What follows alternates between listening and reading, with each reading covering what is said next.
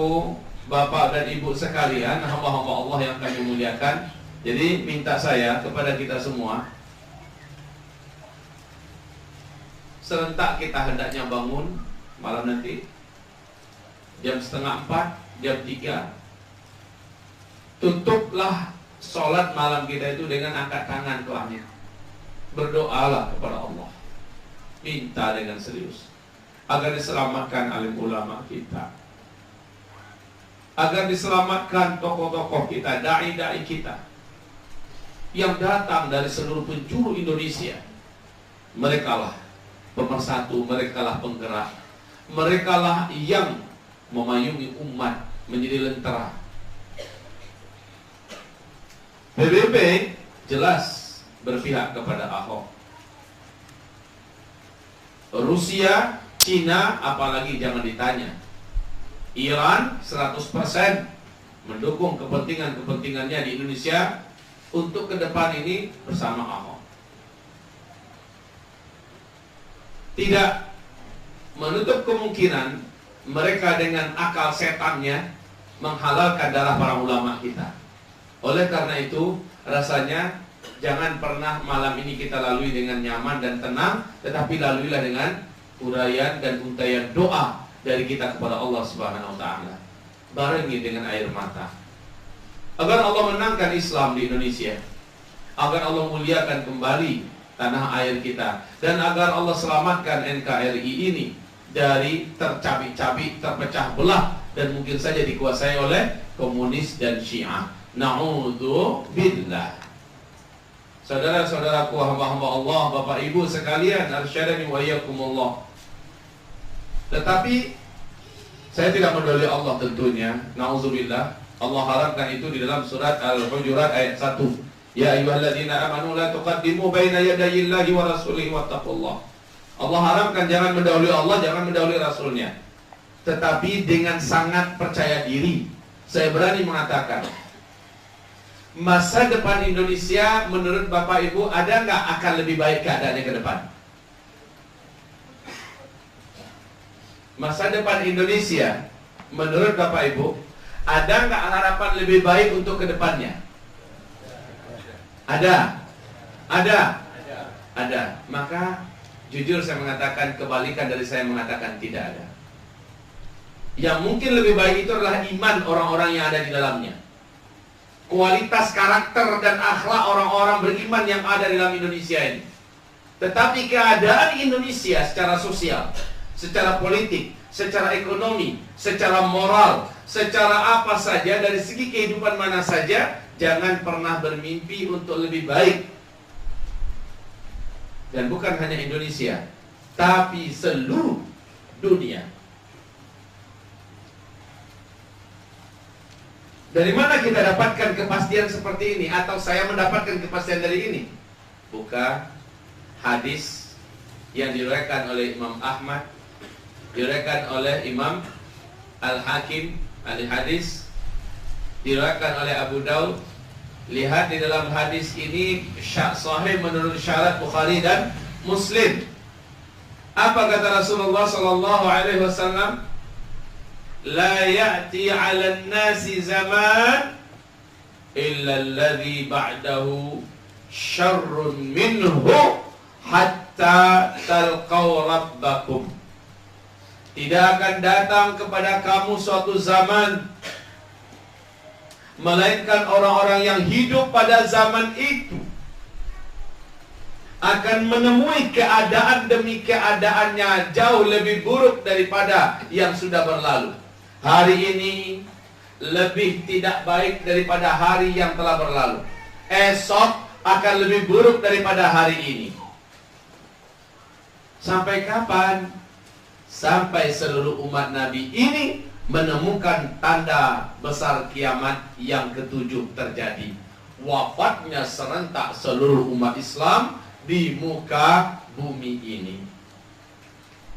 Tanda besar kiamat ada 10 kata Rasul. Yang nomor 7-nya adalah serentak umat Islam di muka bumi, umat Nabi Muhammad, orang yang kenal dengan Allah, orang yang beriman dengan Allah, walaupun imannya hanya seujung kuku, serentak Allah wafatkan di muka bumi ini dalam peristiwa angin lembut yang berbau misik, sejuk, bertiup dari negeri timur, atau di riwayat hadis yang lain dari Yaman kata Rasul, membungkusi seluruh bumi. Siapapun orang yang beriman kepada Allah, walau imannya seujung kuku, dia ada di gua, dia ada di lembah, dia ada di puncak gunung, dia ada di lurah, dia ada di gurun Sahara atau di pulau, dimanapun ada orang yang beriman, sekecil apapun imannya, angin tersebut akan sampai kepadanya. Kalau mana tersentuh kulitnya oleh angin itu, terhirup oleh hidungnya angin tersebut, dia pun meninggal di tempat. Satu muka bumi ini serentak seluruh umat Nabi meninggal dunia. Tanda besar kiamat yang keberapa itu, Pak? Yang ke-7. Maknanya tanda besar kiamat yang ke-8, ke-9, ke-10 hanya orang-orang kafir saja yang akan mengalaminya, yang akan mendapatkannya. Semua umat Nabi yang beriman kepada Allah Subhanahu wa taala telah terlebih dahulu Allah wafatkan dalam peristiwa tanda besar kiamat yang ke-7. Nah, berarti kalau hadis tadi kita lihat, tidak akan datang kepada manusia satu zaman, melainkan orang yang hidup pada zaman itu akan mendapati hari-harinya jauh lebih buruk daripada hari sebelumnya, dan hari esoknya lebih buruk daripada hari ini. Makin bertambah hari ke depan, makin bertambah berat dan buruk keadaan yang harus ditempuh dan dilaluinya. Zaman yang dimaksud oleh Nabi itu adalah zaman kita. Bisa saya memastikan? Bisa. Dari mana kita memastikannya? Kita ada whiteboard.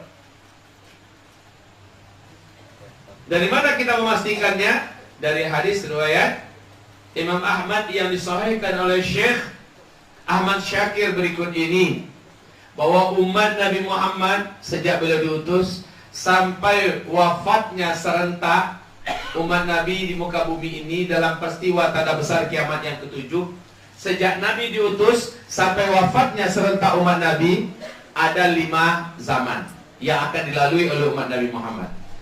Zaman pertama disebut dengan zaman kenabian, di mana yang memimpin umat Islam adalah langsung Nabi Muhammad SAW.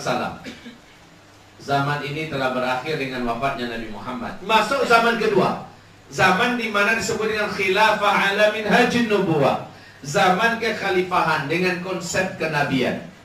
Zaman ini telah berakhir dengan wafatnya Khalifah Ali bin Abi Thalib, dilanjutkan 6 bulan kemudian oleh Hasan bin Ali, dan beliau menyerahkan kekhalifahan kepada Muawiyah bin Abi Sufyan pas 30 tahun. Masa zaman yang kedua pun telah berakhir, yaitu zaman kekhalifahan. Lanjut zaman ketiga yang disebut dengan mulkan abdan atau mulukan abudah. Ini zaman yang paling lama, berlangsung selama 1227 tahun. Diisi dalamnya oleh 3 dinasti. Dinasti Bani Amawiyah, dinasti Bani Abbasiyah, dan dinasti Bani Utsmaniyah. 3 dinasti ini telah selesai, dan zaman yang ketiga ini telah berakhir dengan tumbangnya khilafah Islamiyah Al-Utsmani di Turki pada tanggal 3 bulan Maret tahun 1924. Kalau secara tahun Masehinya sudah 92 tahun yang lalu. Telah berakhir zaman ketiga. Umat Islam masuk kepada zaman ke-8, zaman yang paling berat, zaman yang orang berislam pada saat itu kata Rasulullah, kal qabidhi 'alal jumrah, seperti orang yang menggenggam batu bara yang menyala. Bayangkan, digenggam, tangan terasa terbakar hangus, tapi harus tegar, sabar, istiqomah. Jika ia lepaskan genggamannya, Islam pun terlepas dari dirinya. Orang yang berislam pada zaman fase keempat ini, fase ini sangat berat, Pak. Anaknya masuk pesantren, keluarga teroris. Anaknya mulai hafiz Quran, ciri-ciri teroris. Rajin ke masjid, indikasi keluarga ini keluarga fundamentalis. Arah-arahnya mulai kuat kepada agama, dianggap dilabeli dengan label-label yang tidak nyaman untuk didengar oleh telinga. Dan juga melawan arus masyarakat awam kalau dari kaum muslimin malah menjadi penghalang sendiri bagi bisa terwujudnya amalan-amalan sunnah Rasulullah Sallallahu Alaihi Wasallam.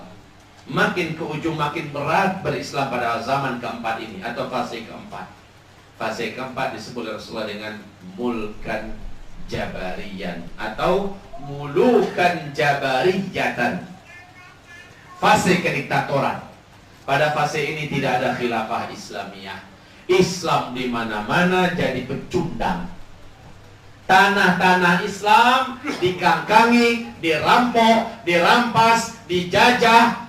Harta kekayaan di dalam bumi dan tanah air dan negeri-negeri Islam dieksploitasi.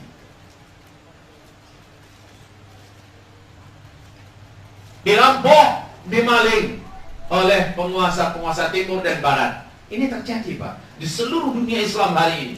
Kita ada pada zaman yang keempat ini. Nah, di zaman keempat ini jangan pernah, sekali lagi saya katakan, berharap lebih baik. Kenapa? Pada zaman keempat ini, Pak, silakan saja Bapak Ibu dari sekarang mulai hitung-hitungan. Setahun yang lalu, 2 tahun yang lalu, 5 tahun yang lalu, 10 tahun yang lalu, bandingkan. Makin ke depan rasa-rasanya makin nggak karu-karuan nggak kehidupan ini rasanya. Bukan orangnya ya, kalau orangnya makin kesininya kayaknya makin mengkristal keimanannya, betul nggak? Yang beriman makin beriman, yang imannya menengah ke bawah atau dipenuhi keraguan-raguan makin lama makin munafik, makin lama makin kelihatan nifaknya. Lalu pada akhirnya kata Rasulullah SAW, umat Nabi ini pada akhirnya menjelang Dajjal keluar hanya menjadi 2 kelompok saja. Fustataini, menjadi 2 kelompok. Fustatu iman la nifaqa fi.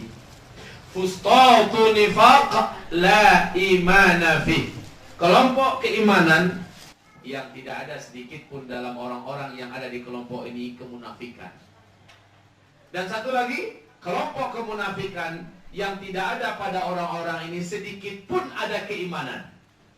Coba saja lihat dalam kasus Ahok, mulai terbelah nggak kelihatan umat ini?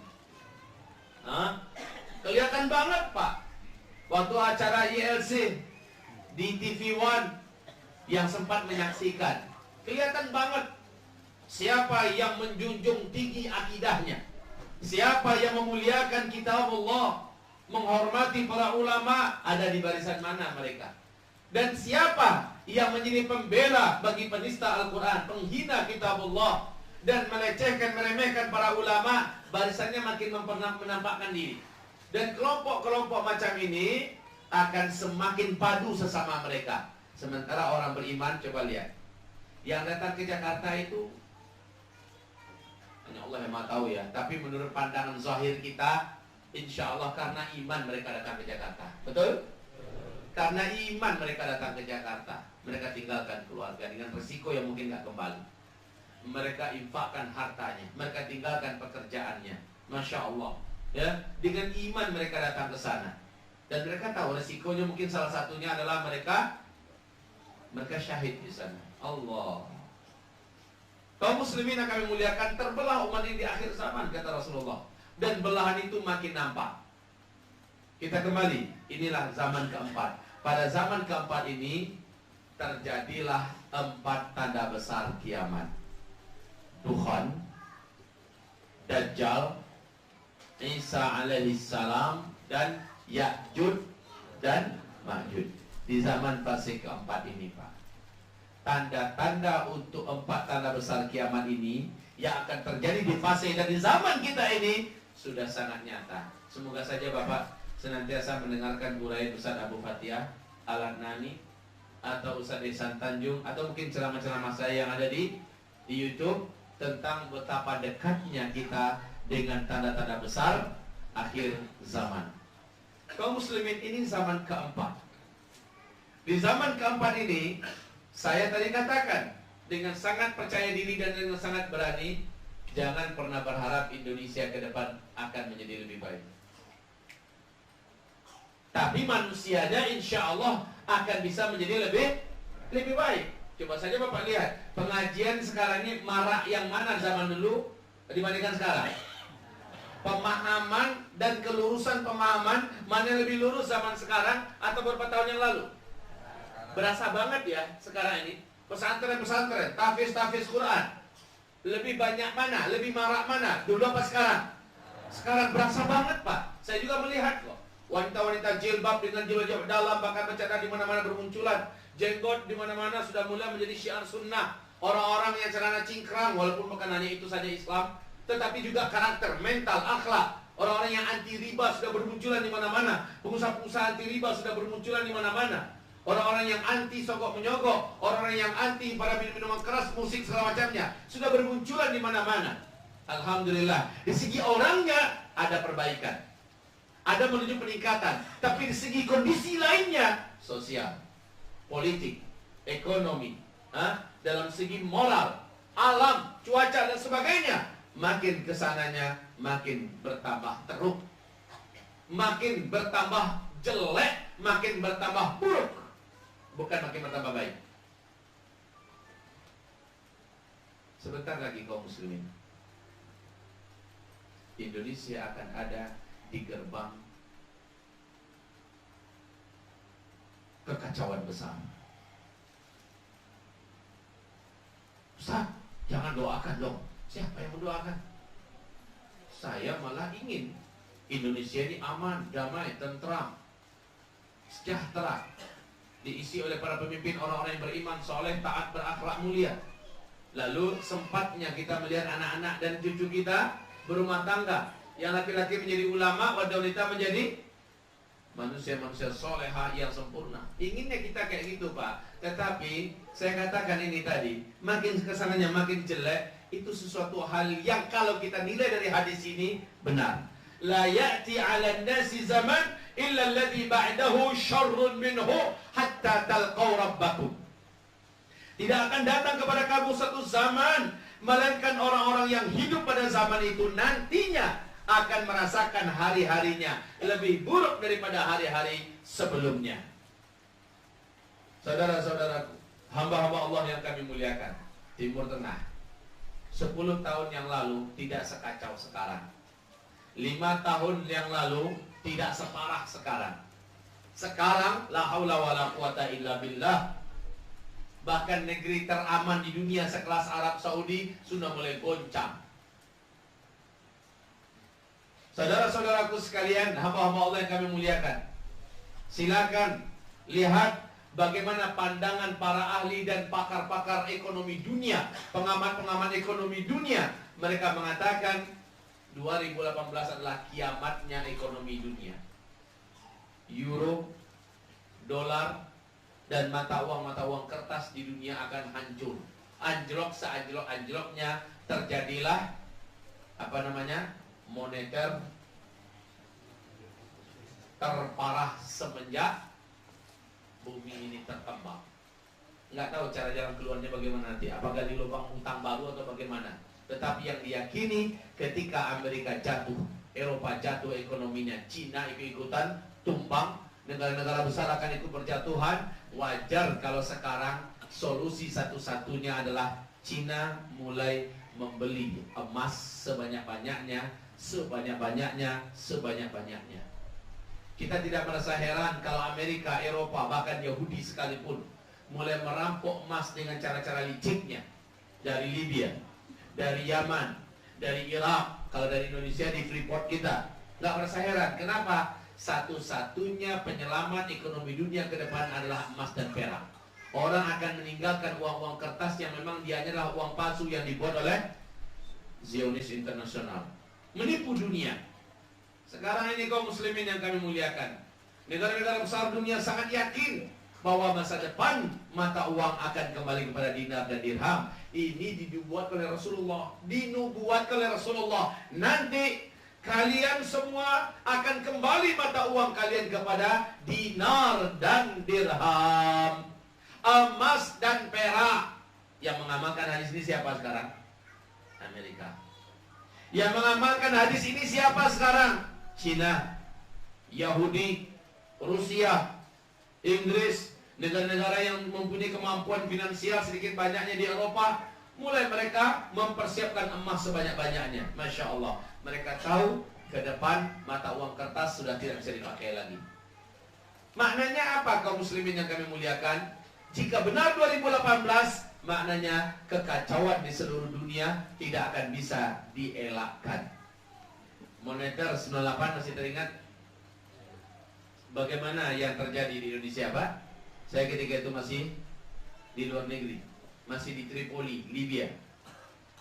Moneter 98, Masya Allah, kehidupan di Jakarta itu kayak di Texas, kayak di Meksiko, ya, mengerikan sekali. Orang pada ngasah pedang, ronda 24 jam, kekacauan terjadi di mana-mana, mal-mal dan tempat-tempat yang bisa dirampas, dirampok, ya, tidak adanya kenyamanan. Itu padahal baru tingkat skala lokal, nasional. Lah bagaimana sementara di beberapa daerah seluruh Indonesia, warga negara Indonesia yang bermata cipit-cipit akhirnya diintimidasi, ya kan? Diperlakukan secara semena-mena dan sebagainya. Orang-orang pada hidup dalam ketakutan. Itu baru tahun 98, Pak, yang menyebabkan jatuhnya Pak Harto. Bagaimana dengan 2018? Di mana ini bukan prediksi 1-2 pihak, tetapi prediksi para ahli dan pakar dunia serentak. 2018 adalah kejatuhan ekonomi secara global. Dan ini tidak akan ada satupun negara yang selamat, Pak. Yang mampu menyelamatkan negara ketika itu di masing-masing dunia, masing-masing negara di dunia adalah emas dan perak. Maka inilah solusi Bank Dunia sekarang, mempersiapkan di negara-negara kayanya kembali kepada dinar dan dirham, dalam artian emas dan perak. Nah, kaum muslimin yang kami muliakan, kalau saya uraikan pembahasan akhir zaman, Bapak makin kesininya mendengarkan makin lemes, ya, makin lemes, makin gak kuat jalan pulang. Udah pada makan malam insya Allah, ya. Saya khawatir tidak ada energi mau pulang. Kaum muslimin yang kami muliakan, ditambah lagi dengan makar yang sudah tersusun rapi untuk merebut rampas Indonesia ini, mencabik-cabik NKRI ini. Dan ini bukan sebuah kegelisahan yang sifatnya rahasia. Dengan izin dan nikmat dari Allah Subhanahu wa taala, Allah izinkan hamba Allah berbicara di depan Bapak Ibu ini. Bisa duduk-duduk dan bermajlis dengan para petinggi-petinggi militer, petinggi-petinggi TNI, sekelas jenderal-jenderal. Saya duduk bersama mereka mendengarkan bagaimana kondisi Indonesia ke depan yang memang sangat di ujung tanduk. Kaum muslimin yang kami muliakan, jika umat Islam tidak tampil ke depan, melindungi dan menyelamatkan NKRI ini dengan nyawa dan darah sekalipun, maka Indonesia akan menjadi negara komunis dalam 2018. Wallahi, demi Allah, ini akan menjadi negara komunis 2018 kalau seandainya umat Islam tidak tampil menyelamatkan negara Republik Indonesia ini dengan NKRI. Dalam hal ini, wajar kalau Panglima TNI kita di acara besar kemarin, ya, Hari Santri, beliau melafazkan masa lalu Indonesia adalah berkat jihad. Betul? Berkat peran para ulama. Dan ke depan, kata beliau, saya titipkan keutuhan dan keselamatan NKRI ini ke tangan para alim ulama. Benar, Pak? Sekarang yang menggerakkan Indonesia siapa? Untuk 4 November ini maksudnya Majelis Ulama Indonesia, didukung oleh seluruh LSM-LSM yang ada, orang-orang Islam yang ada, seluruh tokoh-tokoh, seluruh organ-organ dalam tubuh organisasi yang ada se-Indonesia, tumpah ruah ke Jakarta, ingin meminta agar ditegakkan hukum kepada penghina Al-Quran. Pada intinya ini hanya salah satu laluan yang Allah yang memberikan.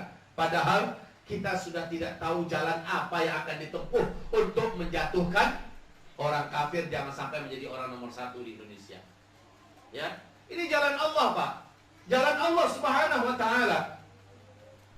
Saya tahu Ahok itu terkuat saat ini, tidak ada yang mampu menjatuhkannya, tidak ada. Kecuali kalau Allah yang menghendaki. Di belakang Ahok itu bukan lagi 9 naga, tapi sudah 10 naga.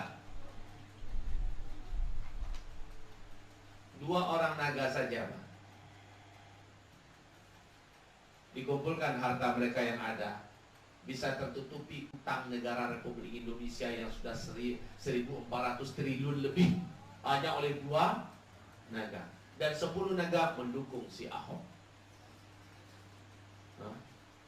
Kekuatan apa yang bisa menumbangkan Ahok? Enggak ada. Enggak ada. Tapi Allah kun fayakun. Tulijul laila fin nahar wa tulijun nahara fil lail wa tukhrijul hayya minal mayyit wa tukhrijul mayyita minal hayy wa tarzuqu man tasha' bighairi hisab. Ayat sebelumnya, qulillahumma malikal mulk tu'til mulka man tasha' wa Engkau ya Allah yang mampu mencabut kekuasaan dari siapapun yang Engkau kehendaki. Man tasha' sesukamu ya Allah. Firaun gak pernah nyangka, Pak, di puncak-puncak kekuasaannya, di puncak-puncak powernya, di puncak-puncak pengaruhnya, ternyata Allah langsung cabut kekuasaannya dan dia pun menjadi terhina di tengah laut merah, menjadi bangkai yang diabadikan oleh Allah sampai hari kiamat. Qarun itu puncak-puncak jayanya, Allah amblaskan dia dalam perut bumi, hanya sekedar menjadi sejarah yang telah berlalu. Sebutkan Namruz, sebutkan orang-orang hebat di puncak-puncak jaya mereka, Allah jatuhkan. Dalam pikiran kita tak mungkin, tak mungkin. Di tangan Allah tidak ada yang tidak mungkin. Kun innama amruhu idza arada syai'an ay yaqula lahu kun fayakun. Hanya saja keputusan Allah bila ia telah memutuskan sesuatu, dia hanya cukup mengatakan terjadilah, maka terjadilah. Tidak ada yang sanggup mengalahkan Allah yang Maha Perkasa. Ketika mereka merencanakan makar-makar mereka yang sempurna, wa makaru wallahu, mereka buat rencana, Allah telah lebih dulu punya rencana. Pasti rencana Allah lah yang akan berlaku, yang akan menang. Kita lihat ke depan seperti apa. Bisa bertahan nggak? Menurut Bapak gimana? Bisa bertahan nggak? Kalau Ahoknya masih Islam? Gimana? Dia masih Islam, dia nyatakan tobat nasuha, dan dia akan memimpin dengan baik, gimana kira-kira? Allah, Pak Ustaz, itu jangan-jangan hanya manuver politiknya saja. Gimana, Pak? Bapak terima nggak? Bapak terima nggak? Jangan memutuskan sendiri. Ada tokoh-tokoh kita, ulama-ulama kita di atas sana yang bisa memberikan penilaian sesuai dengan kaidah-kaidah syar'i. Iya kata mereka, kita sami'na wa ta'na. Tidak kata mereka, kita sami'na. Pemandu kita ke depan ini tetap ulama. Jangan lepas daripada panduan mereka. Begitu Bapak ya? Nah ini kaum muslimin yang kami muliakan, hamba Allah. Jika memang beliau diberi oleh Allah hidayah masih Islam. Kalau ya Allah Pak Ustaz nggak mungkin, ya sudah. Apapun yang terjadi, dua-duanya pahit, Pak, untuk Indonesia. Saya berikan gambarannya. Ini supaya apa? Siapkan mental dan nyalinya. Ahok turun.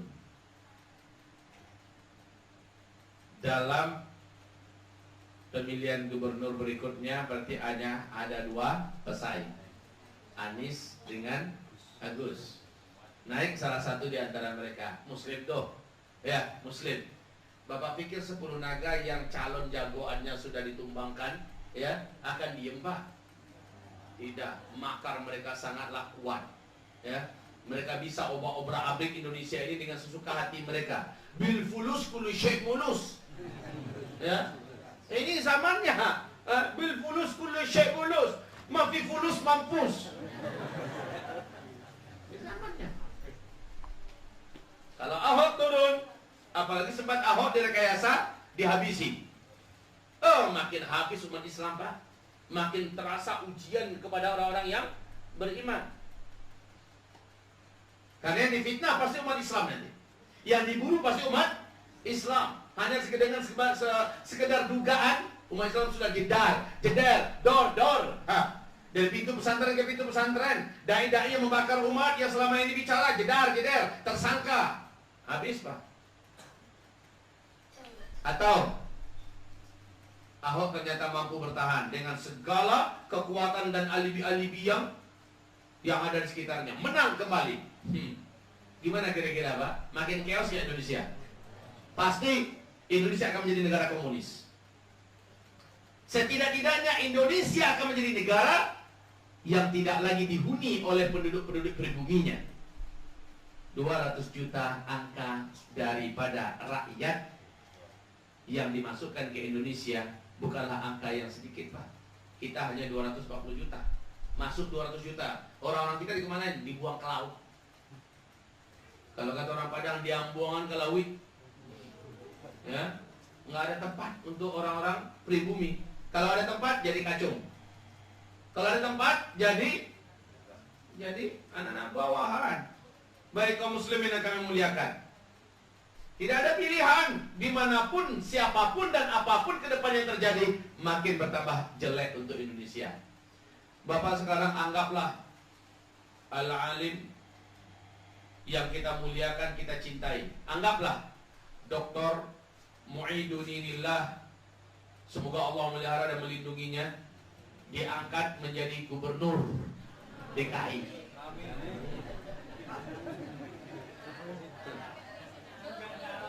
Terlalu kecil amat, diangkat jadi presiden Republik Indonesia. Saya tak aminin. Tak aminin. Kenapa? Beliau pasti akan babak belur. Kasihan. Apa kita pikir para munafikun yang selama ini sudah mengangkangi Indonesia akan membiarkan beliau dengan langkah-langkah yang agamisnya? Apa Bapak pikir, apa Ibu pikir, langkah-langkah strategis yang sesuai dengan syar'inya akan berjalan mulus dan PBB diam? Apa Bapak pikir CIA, Zionis, KGB dan sebagainya akan berpangku tangan? Tidak. Dihabis ini orang, Pak.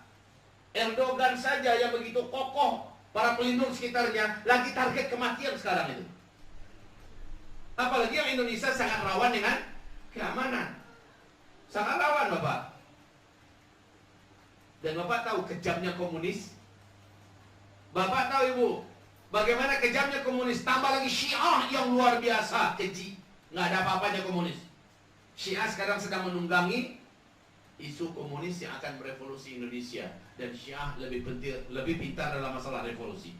Ribuan tahun lebih senior. Nggak ada apa-apanya komunis. Komunis kita anggap kejam, tapi Syiah berkali-kali lipat kejamnya. Komunis kita anggap licik dan kasar, maka Syiah jauh di atas pada itu. Dan Syiah berkolaborasi sekarang ini dengan komunis untuk menghabisi Indonesia. Bagi Syiah, Sunni yang ada di Indonesia ini adalah pintu gerbang surga mereka. Bagi Syiah, ta'dzibus Sunni yujibu dukhulul jannah, wa ta'dzibuhum ma'a dzabhihim yujibu dukhulul jannah biduni hisab. Bisa menyiksa satu orang Sunni saja, pelakunya wajib masuk surga. Bisa menyiksa satu orang Sunni, lalu setelah itu menyembelihnya sampai mampus, maka si pelaku akan masuk surga tanpa hisab. Bagi mereka, membunuh kita adalah pintu surga buat mereka. Kalau komunis, yang penting bagi komunis adalah menguasai pemerintahan. Kita, walaupun diintimidasi semacamnya, tapi bukan, karena target mereka bukan masuk ke akhirat. Nah, Syiah berbungkuskan ideologi yang maha batil begitu, Pak, di mana membunuh kita, menyiksa kita adalah pintu surga bagi mereka. Bapak kebayang? Dan mereka sekarang berkolaborasi. Wahai saudara-saudaraku, akhir 2014, Badan Intelijen Negara Republik Indonesia, saat setelah bertemu ramah dalam wawancara diskusi seharian dengan tokoh dalam ulama kita di Jakarta bersama Dewan Dakwah, Majelis Ulama dan lain-lainnya, maka Badan Intelijen Negara di akhir 2014 mengatakan 3 atau 4 tahun yang akan datang, Indonesia sudah menjadi seperti Syria. minoritas Syiah menghabisi mayoritas Sunni. Kekuasaan mereka pegang, keadaan menjadi chaos, ya. Ditambah lagi suatu fakta yang hari ini tidak dapat disembunyikan adalah bahwa upaya untuk menggulingkan kekuasaan Republik Indonesia ini, pemerintah Republik Indonesia ini oleh kaum komunis yang datang dari luar sudah sangat konkret, sudah sangat real, sudah sangat nyata. Yang masuk per Ramadan kemarin saja sudah 5 juta orang, dan itu kombatan. 5 jutaan orang kombatan itu Ramadan kemarin, Pak. Dan mereka terus masuk, ya. Target mereka 10 juta orang kombatan. Ahli pertempuran kota, ahli perang gerilya, ahli perang darat, ahli perang laut, ahli perang udara, ahli komputer, hacker, ahli peracik bom, membuat itu mereka datangkan masuk ke Indonesia. Dalam rangka apa? Mengawal revolusi 2018 sukses.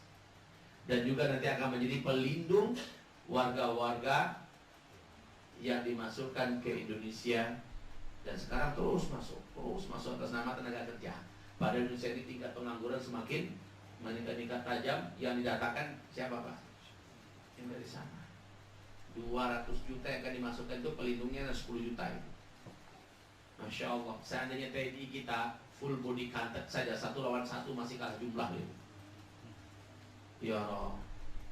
Ini yang menjadikan gelisahnya para petinggi-petinggi TNI kita, Polri kita, yang masih ada loyalitas kepada Republik Indonesia, yang masih ada nasionalismenya, ya, yang masih mengkhawatirkan nasib masa depan Indonesia. Gelisah sekali. Bagaimana caranya? Di sini saya dengar ceramahnya Prabowo di YouTube.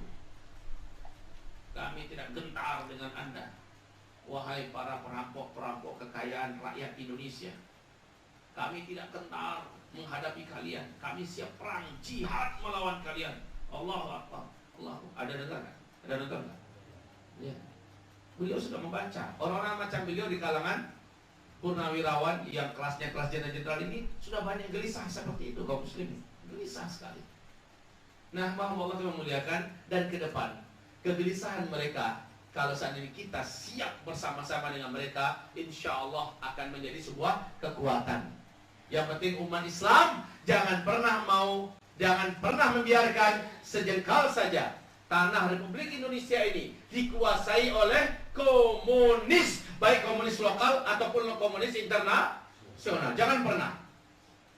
Saat itu terjadi, pintu surga sedang ternganga selebar-lebarnya. Jual beli dengan Allah bisa diwujudkan. Jihad terbuka. Tunggu apa-apa daripada ulama kita. Majelis Ulama Indonesia kita mengatakan jihad. Maka saat itu berjual belilah dengan Allah Subhanahu wa ta'ala. Kita ditakdirkan oleh Allah hidup pada zaman jihad. Kalau ada whiteboard ini sudah nulis saya. Ada hadisnya diriwayatkan oleh Imam Ahmad berikut ini. Hadis ini juga sahih menurut Syekh Ahmad Syakir. Bunyi hadisnya adalah takunu an-nubuwah fikum wa rahmah, thumma takunu khilafah wa rahmah, thumma takunu mulkan wa rahmah, thumma takunu imaratan wa rahmah, thumma yatakadamuna alaihi takadumal humur fa'alaikum bil jihad fa inna afdala jihadikum ar-ribat wa inna afdala ribatikum asqalan. Apa artinya?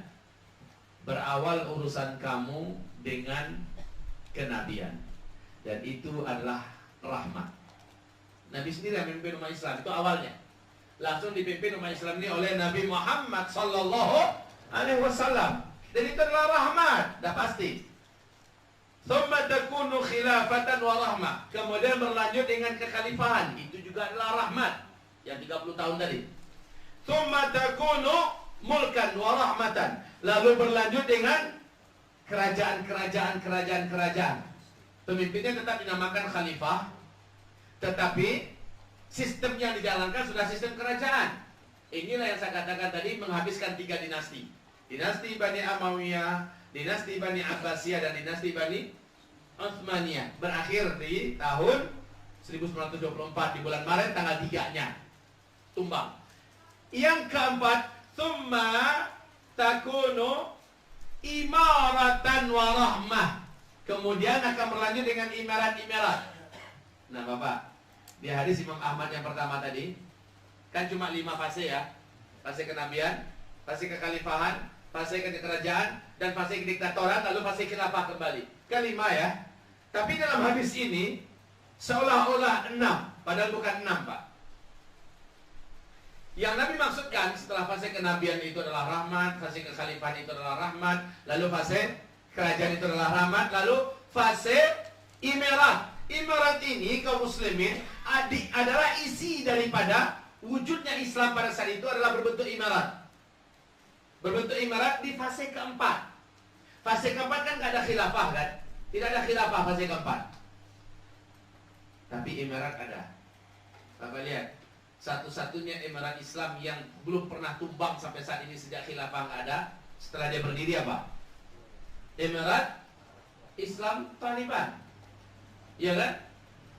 Sebelumnya emirat Islam Kaukasus, emirat Islam Mali, emirat Islam Shishan, ya kan? Emirat Islam Yaman, ya. Bermunculan emirat-emirat Islam dan itu tetap adalah rahmat. Tetapi walaupun begitu dikeroyok rame-rame, akhirnya banyak yang banyak yang padam, banyak berakhir. Yang masih eksis adalah Emirat Islam di Afghanistan yang dipimpin oleh Taliban. Dan itu adalah rahmat kata Rasulullah SAW. Tapi di tengah-tengah itu, thumma yatakadamuna alaihi takadumul humur. Kemudian kamu akan menyaksikan kamu sibuk memperebutkan jabatan dan kekuasaan, seperti berebutan kuda-kuda jantan yang kelaparan memperebutkan makanan. Inilah dia zaman demokrasi. Zaman orang berebutan untuk mendapatkan jabatan. Pilihlah saya, angkatlah saya. Tsumma yatakadamuna 'alaihi takadumul humur. Pada masa itu kata Rasulullah sallallahu alaihi wasallam, fa'alaikum bil jihad. Maka wajib pada saat itu kamu untuk berjihad. Lihat, satu persatu dunia Islam Allah bukakan pintu jihad, walaupun penduduknya awalnya nggak menyangka dan bahkan nggak siap.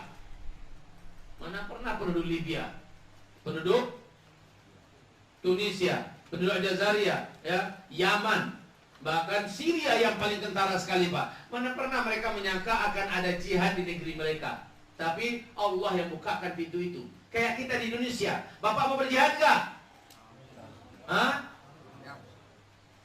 Kalau Bapak mengatakan saya tidak mau berjihad, Bapak normal Pak, jujur saya katakan. Yang malah saya katakan kurang normal itu adalah yang rindu perang. Ada yang rindu perang di sini?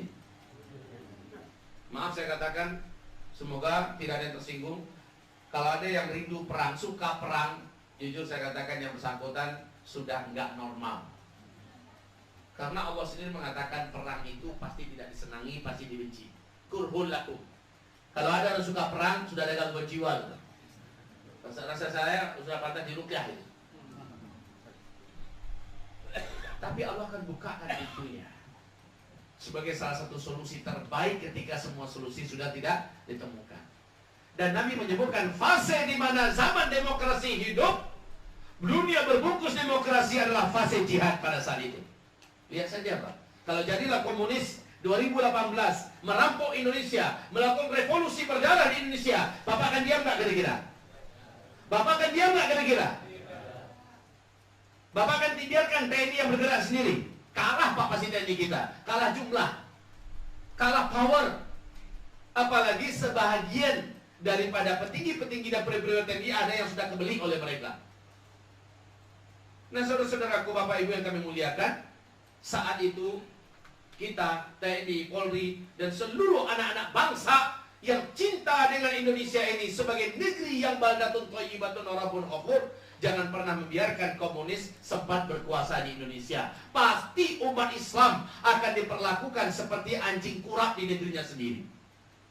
Dihinakan, nyawanya tidak berharga. Karena itu gaya stylenya komunis. Apalagi Syiah yang pasti sudah berbagi kekuasaan dan bagi strategi dari awal bersama komunis. Lihat Ahlus Sunnah Jamaah di Iran nasibnya bagaimana sekarang. Ya Allah ya Rabbi. Macam binatang buruan, kapan kepengen ditangkap, dihabisi, digantung, dibakar hidup-hidup. Ya, nggak ada masjid-masjid Sunni yang boleh berdiri, nggak ada orang Islam yang sekolahnya bisa berjalan, tidak ada kehidupan yang nyaman, harta mereka dirampok, wanita mereka bisa diperkosa suka hati. Inilah nasibnya Ahlus Sunnah wal Jamaah di Iran, dan mereka akan menguasai Indonesia.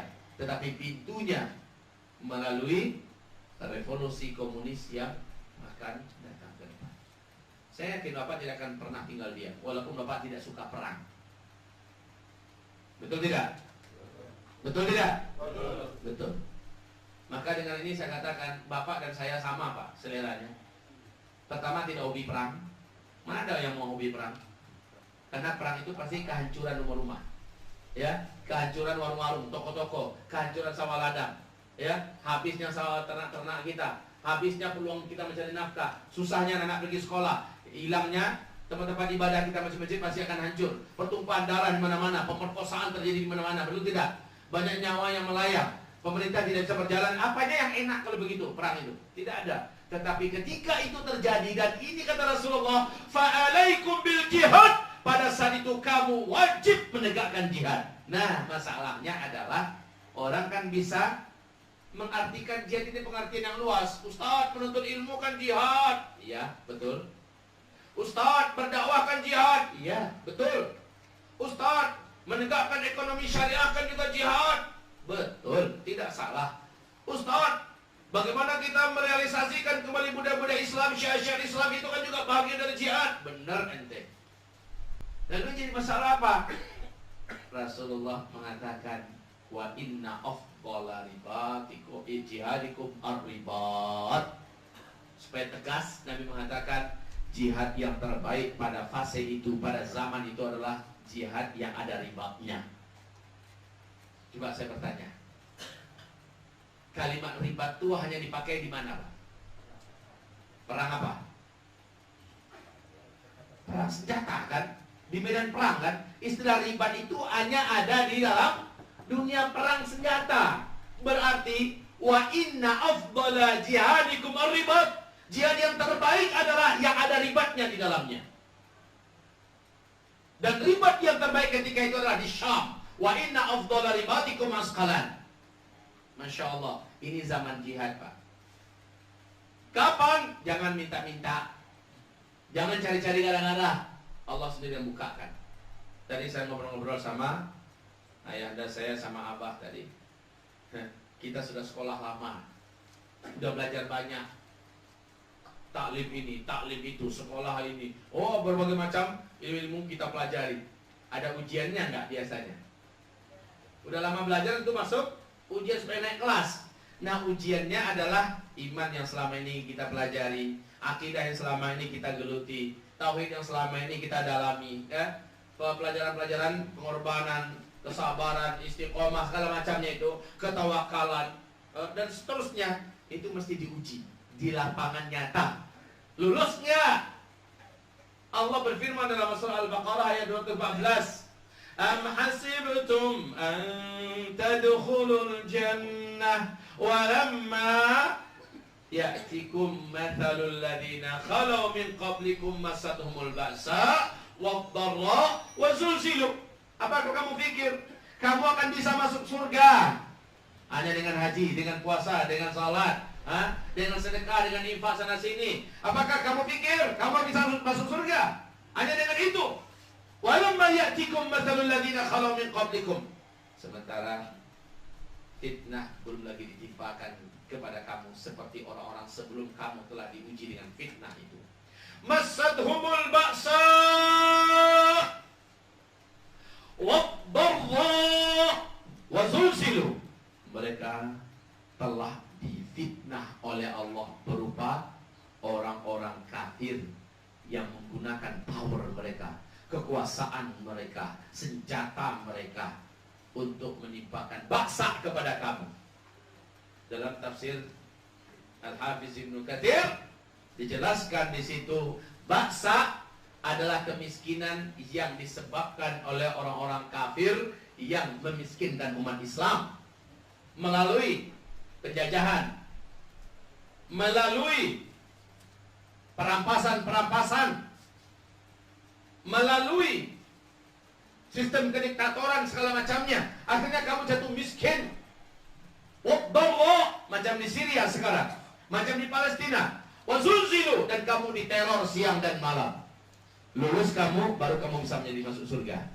Standarnya bagaimana? Hatta yaqula rasul walladzina amanu ma'a mata nasrullah ala inna nasrullahi qarib. Sampai-sampai Rasul yang iman sudah di puncak-puncak iman, orang-orang beriman yang sudah terbelasah, yang sudah terbina dan terdidik oleh sang Rasul, mereka sampai berkata begini, mata nasrullah, kapan Allah akan selamatkan kita? Kapan Allah akan bebaskan kita dari kehinaan ini? Kapan Allah akan tolong kita? Kapan Allah akan menangkan kita? Semua di tangan musuh, ekonomi di tangan musuh, militer di tangan musuh, strategi di tangan musuh, teknologi di tangan musuh. Lalu kita gimana? Bergerak sedikit nggak bisa. Media mereka yang pegang, pemerintahan mereka yang urus, semuanya di tangan mereka. Kita mau gimana? Kita malah sekarang dijajah di tanah air sendiri. Mata nasrullah, kapan Allah akan tolong kami? Kalau udah kayak gitu, ala inna nasrullahi qarib, ketahuilah saat itulah Allah menjanjikan di tengah-tengah keputusasaan Bani Israel yang ada Nabi Musa-nya. Betul tidak? Di depan Laut Merah, di belakang adalah Fir'aun dan bala tentaranya yang siap mencincang. Ada lagi nggak jalan lain? Nggak ada, Pak. Itu udah di puncak-puncak, keputusasaan. Saat itu seorang hamba bertawakal, udahlah nyerah pada Allah. Musa ketokkan tokatnya, diketokkan ke laut, terbelahlah laut menyeberang. Fir'aun mengejar, tenggelam seluruhnya. Coba lihat, ketika kelihatan nggak ada jalan, justru ketika itulah Allah mewujudkan kemenangannya. Jadi kalau Bapak baca, Ibu kalau Ibu baca surat An-Nur, surat keberapa itu, Bu? 24, ayat 55. Apa bunyinya di ayat itu? Apa bunyinya dalam ayat itu, Pak? Tentang janji Allah, umat Islam akan kembali memimpin seluruh dunia. Pertanyaan yang akan muncul pertama sekali dalam dada Bapak Ibu, kalau kata orang Padang, laika mungkin tuh. Apakah itu mungkin? Semuanya di tangan orang kafir sekarang, betul nggak? Semuanya, dunia, teknologi, kekuasaan, media, militer, semuanya di tangan orang kafir. Dan kita malah diharamkan pegang pisau dapur aja udah dicap sebagai teroris, betul nggak? Jadi kita mau bisa buat apa? Masa ada khilafah kan tegak sementara kita sedang di hampir-hampir di titik paling lemah dan rendahnya sekarang. Yes. Justru ketika umat sudah hancur babak belur, ketika umat sudah dibelanyah, dibalasah, ketika umat Islam ini sudah digonyok-gonyok sampai kayak udah nggak berbentuk lagi, umat Islam ketika itulah dinaikkan oleh Allah. Tapi unik, Pak. Coba saja Bapak kembali menilai. Bu, kembalilah menilai. Bapak dan Ibu sekarang, saya ulangi kembali pernyataan yang sudah Bapak iakan dari awal tadi. Bapak dan Ibu sekarang melihat nggak adanya peningkatan kualitas iman dan manusia-manusia Islam, orang-orang yang hidup zaman sekarang? Meningkat nggak? Iya, walaupun kondisi kehidupan di negara kita dan di dunia sekarang ini makin amburadul, makin semrawut, tapi segi manusianya ada peningkatan nggak? Ketika kita sudah tidak mendapatkan jalan, manusianya sebenarnya sudah siap untuk menampung amanah besar, tegaknya kembali khilafah. Kayak Turki sekarang, Pak, Masya Allah. Kayak Turki sekarang. Itu kalaupun dibunuh Erdogannya, Pak, nasallallahu ta'ala afiyah. Bapak rela Erdogan dibunuh? Bapak Ibu rela Erdogan dibunuh? Satu dunia mencintai beliau, asal dia orang beriman. Hanya orang munafik saja benci dengan Erdogan, Pak. Ya, seandainya pun beliau meninggal dunia, rakyatnya sudah rindu dengan khilafah. Pemuda-pemudanya sudah berdarahkan darah khilafah. Isu di mulut mereka, cita-cita di dada mereka adalah tegaknya kembali khilafah Islamnya. Mereka sudah merasakan hidup lama di bawah kangkangan sekularisme, dan mereka melihat kehancuran, mereka melihat kehinaan, mereka melihat kemiskinan, mereka melihat kemunduran dalam sekularisme itu. Tapi ketika mereka dipimpin sebentar saja dengan Islam oleh Erdogan, Turki menjadi negara terkuat di Eropa. Betul tidak? Dari negara nomor 116 dunia, maju langsung hanya dalam 10 tahun menjadi negara terkuat nomor 11 dunia. Masya Allah. Teknologinya maju menjadi negara bersih. Sekolah-sekolahnya, universitasnya dibuat di mana-mana, dan itu dengan gratis. Masya Allah, gratis. Ketika Eropa mengalami keruntuhan ekonomi sampai mau sakaratul maut semua, sehingga beban biaya sekolah mahasiswa-mahasiswa di universitas dinaikkan menjadi 2-3 kali lipat, Turki malah menggratiskan ketika itu. Di NATO, militer Turki dan peralatan tempurnya malah menduduki posisi terbaik saat ini. Hanya dalam 10 tahun mereka melihat. Dan Erdogan selalu mengatakan semua yang kita capai ini adalah karena kita kembali pada Islam. Gimana rakyat tidak cinta dengan khilafah Islamnya? Sekarang para pemuda-pemudanya yang mengatakan, nahnu abna'ul Utsmaniyyin, kami adalah putra-putra keturunan Utsmaniyyin. Ya, Erdogan sendiri mengatakan, di mana Islam dulu terjatuh dan terpuruk, di sanalah Islam akan kembali memulai kebangkitannya. Masa depan dunia akan kembali di tangan khilafah Islamnya. Ini yang ditakutkan oleh PBB. Ini yang ditakutkan oleh Amerika, Eropa, apalagi oleh Zionis, Rusia. Mereka ingin menjatuhkan Turki, tetapi kekuatannya saat ini, Masya Allah, Pak, Turki sangat dipertimbangkan. Baik, kaum muslimin hamba-hamba Allah yang kami muliakan, apabila Bapak melihat di sela-sela keterpurukan kita saat ini, maka ada janji Allah di surah An-Nur bahwa Islam akan kembali memimpin dunia. Semoga Bapak ada yang rajin baca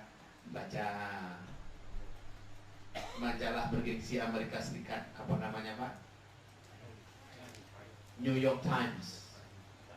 Ya, pernyataan CIA yang berani dan vulgar menyampaikan masa depan dunia yang akan datang akan kembali dipimpin oleh khilafah Islamiyah. Kenapa mereka berani mengatakan itu? Mereka sudah melihat masa depan demokrasi sudah nggak ada tempat. Terbukti demokrasi gagal total. Begitu juga dengan segala isme-isme yang bermunculan, komunisme, kapitalisme, sekularisme, semua yang namanya isme-isme sudah tidak lagi, manusia sudah jenuh dan bosan dengan semua itu. Masa depan dunia akan datang, akan kembali dipimpin oleh khilafah Islamiyah. Yang menyampaikan pesan ini siapa tadi, Pak? Siapa CIA? Intelijen Amerika Serikat. Dan gak tanggung-tanggung, mereka malah berani memprediksi tahun startingnya. Khilafah Islamiyah akan bermula memimpin dunia nanti adalah pada tahun 2020.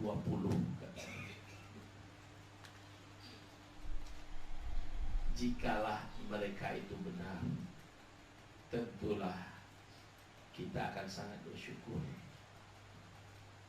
Tetapi bagi orang yang tidak mengerti dengan seluk-beluk tabiat daripada ujian akhir zaman, mereka akan berputus asa dan malah akan mencibir mendengarkan ungkapan ini. Allah, nggak mungkin tuh, umat Islam sedang di bawah dalam segala urusan, gimana mau bisa menjadi pemimpin dunia? Nggak mungkin. Tetapi kalau mereka mempelajari di segi kualitas manusia muslimnya, hari demi hari makin membaik kualitas manusianya, betul nggak? Walaupun jumlahnya nggak banyak, Pak, karena juga dalam Al-Quran Allah menjanjikan di surah An-Nur ayat 55 itu, wa'adallahu alladhina amanu minkum. Ada kalimat minkumnya kan?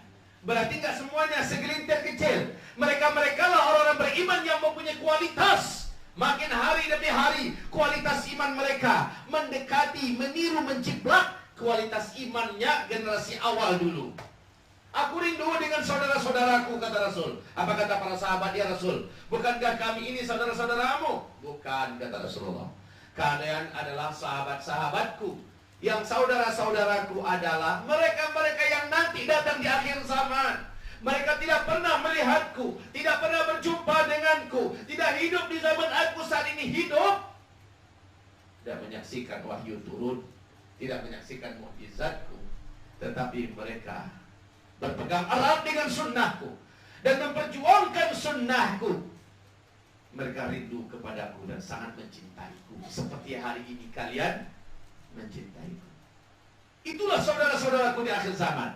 Jadi segi SDM-nya, manusianya dari hari ke hari Pak semakin mengkristal keimanannya, semakin bagus kualitas imannya. Itu ada peluang. Apalagi anak-anak bapak. Bapak ternyata masuk anak-anak ke pesantren enggak? Mana kepikir oleh kita dulu akan mempunyai generasi yang hafiz Quran. Tapi anak-anak bapak sudah mulai hafiz Quran. Di mana-mana Mak Tafiz se-Indonesia bermunculan Pak jamur di musim hujan. Betul Pak ya? Luar biasa Pak. Bermunculan sekarang para hafiz-hafiz Quran. Dan tipe sahabat-sahabat yang nanti akan memimpin setelah Rasulullah adalah mereka sebelumnya adalah para pecinta Al-Quran dan hafiz-hafiz Quran. Generasi itu sekarang sudah mulai muncul. Ya, yaitu level-level anak-anak kita. Masya Allah. Baik, KGB Rusia mengatakan khilafah Islamiyah memang kembali akan menggenggam dunia nantinya. Dan mereka akan merasakan masa-masa emas memimpin dunia adalah tahun 2025. Pernyataan ini juga sama-sama di New York Times. Baik kaum muslimin, ini orang kafir mengeluarkan pernyataan bahwa masa depan dunia akan kembali pada khilafah Islamiyah. Kalau Bapak Ibu mendengarkan ini, gimana perasaan di hati Bapak Ibu? Senang? Senang gak? Senang? Jangan keburu senang dulu. Tolong buka kembali surat An-Nur itu. Karena ternyata sebelum itu sampai, sebelum janji Allah itu terwujud, ada keadaan yang dapat dibaca secara eksplisit, langsung kebaca oleh kita, atau disebut dalam bahasa usul fikihnya mafhum mukhalafah. Apa itu? Yang bagi hafal Quran, lihat surah An-Nur ayat 55, ulangi bacanya. A'udzu billahi minasyaitonir rajim. Wa'adallahu alladhina amanu minkum wa'amilus salihat la yastakhlifannahum fil ard kama istakhlafa alladhina min qablihim wa la yumakkinanna lahum dinahum alladhi irtada lahum wa la yubaddilannahum min بعد خوفهم أمنا يعبدونني لا يشركون بي شيئا ومن كفر بعد ذلك فأولئك هم الفاسقون. اللهم ارحمنا بالقرآن. Allah telah menjanjikan kepada orang-orang yang beriman di antara kamu. Nggak semuanya yang diberikan oleh Allah kepercayaan ini ya, untuk mengambil janji itu, kecuali yang di antara kamu, yang makin hari makin membaik imannya itu loh.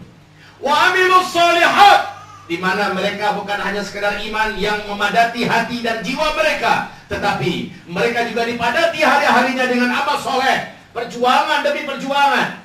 Terus la yastakhlifannahum fil ardh kama istakhlafa alladziina min qablihim. Pasti benar-benar mereka akan kembali menguasai seluruh permukaan bumi ini sebagaimana dulu mereka telah menguasai bumi ini. Nabi, sahabat, kemudian masa-masa kerajaan. Ini menguasai dunia. Kemudian fase keempat, dunia kehilangan kekuasaan Islam.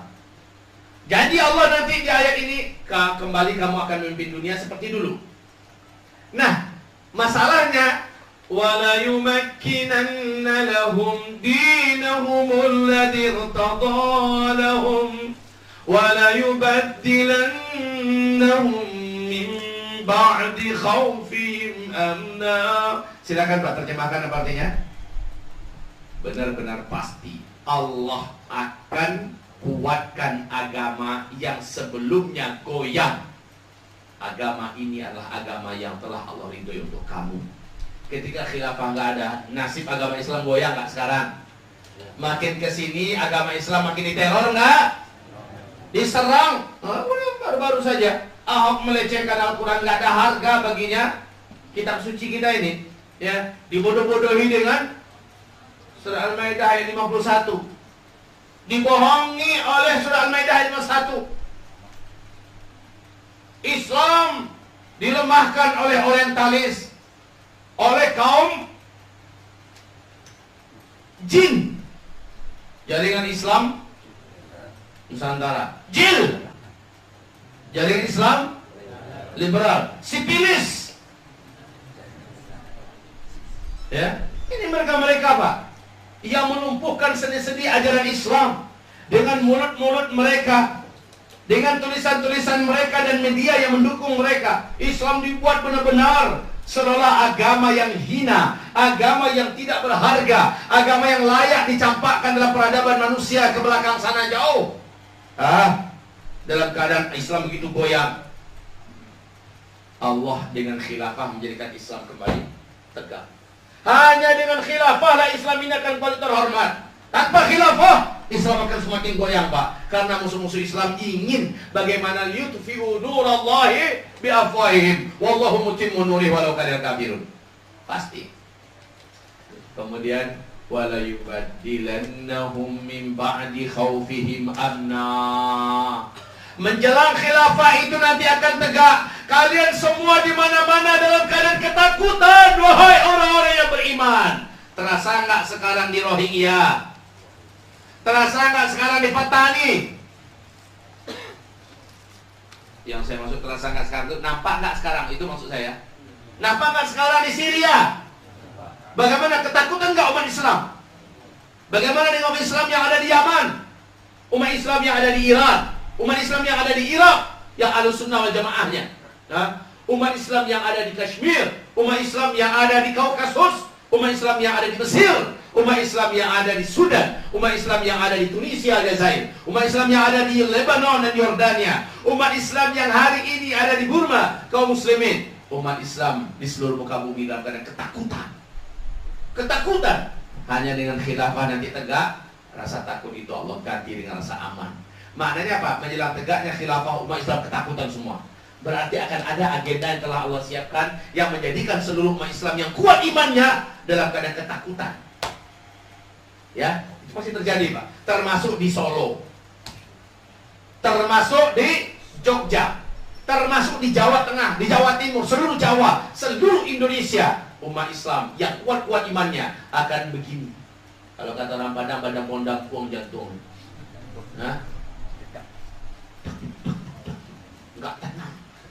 Walau yubaddilannahum min ba'di khaufihim amna ya'budunani la yusyrikuna bi syai'a. Ketika khilafah tegak, kalian seluruhnya akan murni mengibadahi aku, dan saat itu kalian tidak akan mensyirikkan aku dengan sesuatu apapun. Artinya apa? Sebelum tegaknya khilafah, umat Islam dipaksa untuk mensyirikkan Allah. Di bidang apa? Di bidang hukum saja dulu. Umat Islam sudah dipaksa untuk menduakan hukum Allah Subhanahu wa taala. Yang dalam keadaan status dipaksakan, umat Islam tidak berdosa. Ya kan? Umat Islam tidak berdosa karena statusnya dipaksa untuk tunduk, untuk patuh dan nurut. Tapi ketika khilafah tegak, seluruh kalian akan kembali mengibadahi Allah secara murni. Inilah dia mafhum mukhalafah. Menjelang tegak khilafah, kalian semuanya akan dalam keadaan ketakutan. Agama ini diserang habis-habisan, dan kalian dipaksa untuk mensyirikkan Allah Subhanahu wa ta'ala. Tapi setelah tegak khilafah, kalian akan kembali merasakan kenyamanan, keamanan. Wahai saudara-saudaraku, sepertiga malam terakhir nanti, saya minta sekali lagi doakan kaum muslimin yang sudah terjun ke Jakarta dari berbagai provinsi seluruh Indonesia. Mungkin jumlah mereka bukan lagi ratusan ribu, tetapi sudah jutaan. Doakanlah kaum muslimin dan Indonesia. Doakanlah dan persiapkan nyali bapak semua, nyali ibu semua, bahwa ujian yang sekarang ini kita hadapi baru tes dewata, ya. Atau kalau ini dianggap jihad, baru asapnya. Makin kedekat kita dengan api sumber asap itu, maka asapnya makin tebal. Lihat aja, kisruhnya makin kuat. Nanti akan tereliminir, akan tersaring satu persatu. Siapa yang mempunyai daya kenyal, yang punya keimanan dan kesabaran yang tinggi, keistiqomahan dan kesungguhan, keikhlasan, insya Allah dia akan bersabar. Yang lainnya akan berguguran. Nanti akan berguguran tuh Pak, ya. Kemudian makin dekat dengan api sumber daripada asap itu, makin panas Pak. siapa yang mampu bertahan, itulah yang sebenar-benarnya emas yang dibakar dengan berbagai macam ujian dan fitnah, peperangan dan sebagainya, dan dia lulus. Jika dia terbunuh, dia syahid. Jika dia hidup, dialah yang akan mengusung khilafah Islam yang di akhir zaman ini kembali tegak. Kita hidup sekarang di zaman jihad. Mungkin kata-kata saya ini akan baru bermakna dan sangat berarti setahun atau setahun setengah setelah ini. Baru akan ketemu benar apa yang kata Ustaz Zulkifli Muhammad dulu. Kita sekarang hidup di zaman jihad. Jihad, kita tidak mau memancingnya, mencari gara-garanya, tetapi Allah sendiri yang mengaturnya. Allah sendiri yang akan membukakan pintunya. Sekarang baru sekedar asap-asapnya. Alhamdulillah, sampai setakat ini, sebatas ini, umat Islam sudah mulai memperlihatkan kekompakannya. Sudah mulai melebur, menyatu antara satu dengan yang lain, mencampakkan bendera-bendera yang ada, ya kan? Mereka mulai menepiskan segala ormas, organisasi dan partai-partai yang ada. Mereka satu saja kalimatnya, demi i'la'an li kalimatillah, meninggikan kalimat Allah yang dihinakan. Kalimat kaum muslim ini mulai melihat menjadi satu. Semoga makin ke depan Bapak tidak kehilangan daya tahannya, tidak kehilangan keseimbangannya, tidak merasa penat di jalan. Wa ka'ayyin min nabiyyin qatala ma'ahu ribbiyun katsir fama wahanu lima asabahum fi sabilillah wa ma dha'ufu wa mastakanu. Wa ka'ayyin min nabiyyin, betapa banyaknya nabi-nabi dan para penyebar dakwah yang hak ini. Qatala ma'ahu ribbiyun, ternyata yang mendampinginya adalah ahli-ahli tempur yang ribbiyun, rabbani. Katsir, banyak. Mereka tidak mudah menyerah di lapangan. Mereka tidak mau melemah apapun yang menimpa mereka. Walaupun mereka jatuh miskin, walaupun mereka ambruk dan amblas, walaupun mereka, tapi mereka tetap bangkit. Fama wahanu lima asabahum fi sabilillah wa ma dhaufu, mereka tidak mau menyerah dan tunduk kepada musuh. Mereka tidak mau menjadi lemah. Prinsip mereka ish kariman, au hidup ini harus mulia, atau demi kemuliaan yang dicapai ternyata harus terbunuh, syahid. Begitu.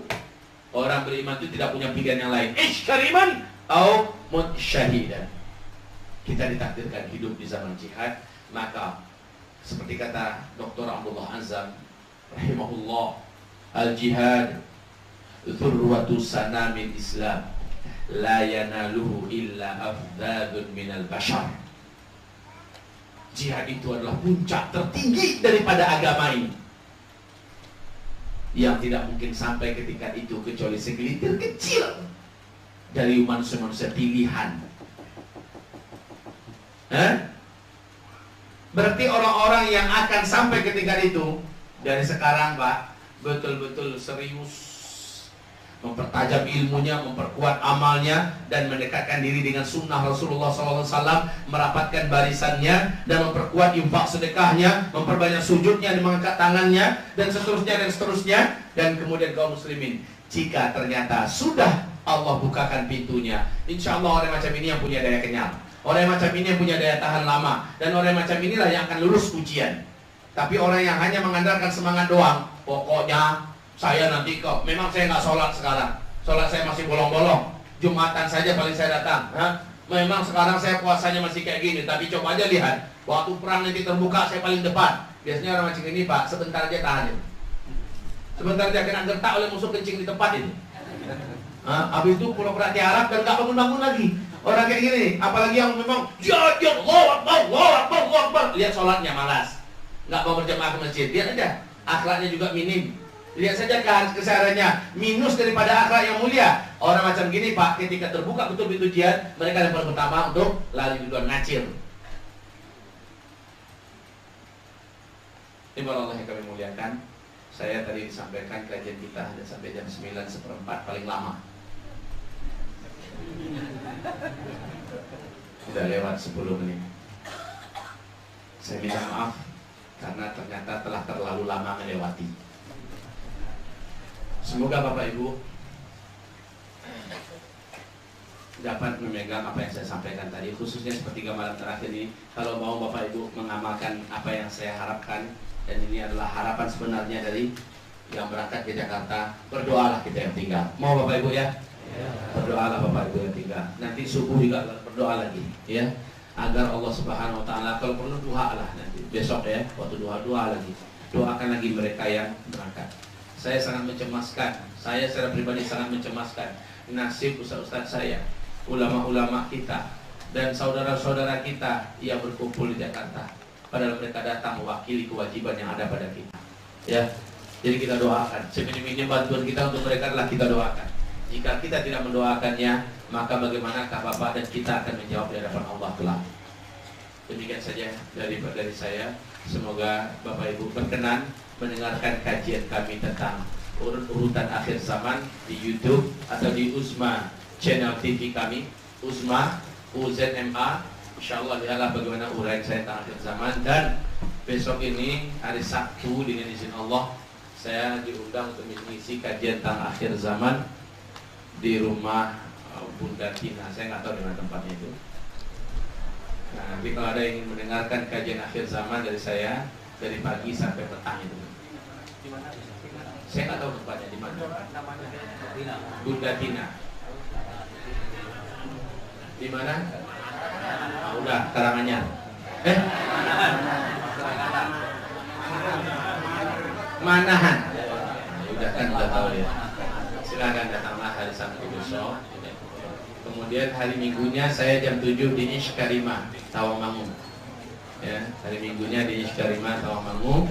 Tafadhol jika ingin bergabung, duduklah di sana, dengarkan uraian tentang akhir zaman.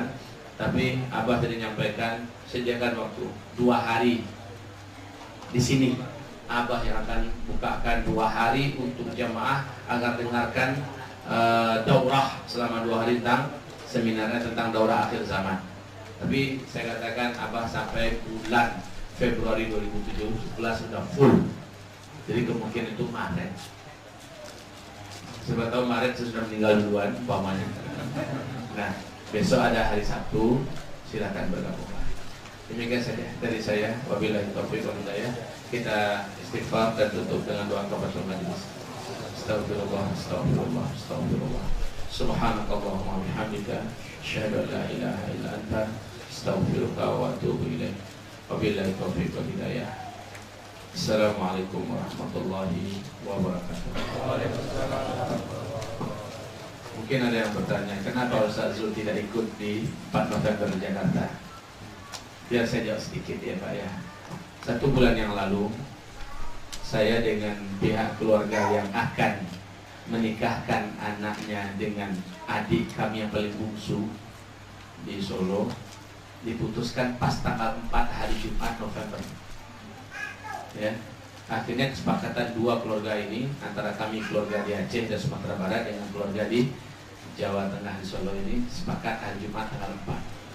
Sementara acara besok yang 4 November besok ini, ya, ini baru 2 minggu yang lalu kan, isunya mulai naik ke atas, kemudian disepakati kaum muslimin berangkat.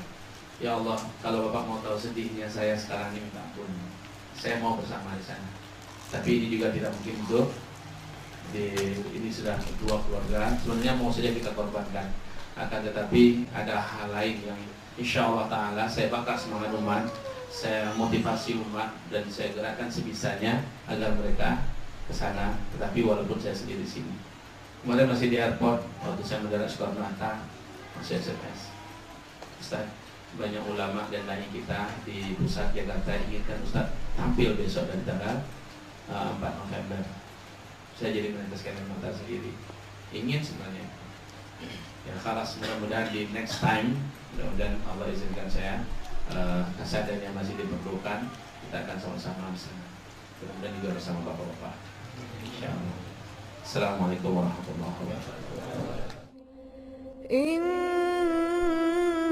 Innalladzina qalu rabbuna Allah thumma istaqamu تتنزل عليهم الملائكة ألا تخافوا تتنزل عليهم الملائكة ألا تخافوا ولا تحزنوا وأبشروا بالجنة التي كنتم توعدون نحن أولياؤكم في الحياة الدنيا وفي الآخرة ولكم فيها ما تشتهي أنفسكم ولكم فيها ما تدعون نزلا من غفور رحيم نزلا